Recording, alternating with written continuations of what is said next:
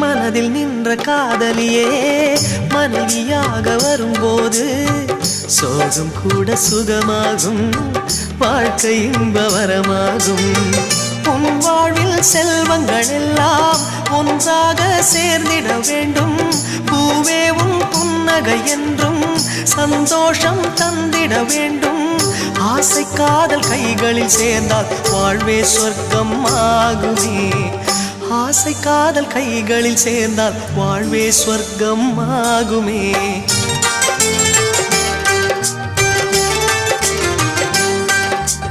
ஆனந்தம் ஆனந்தம் பாடும் மனமாசையின் ஊஞ்சலில் ஆடும்.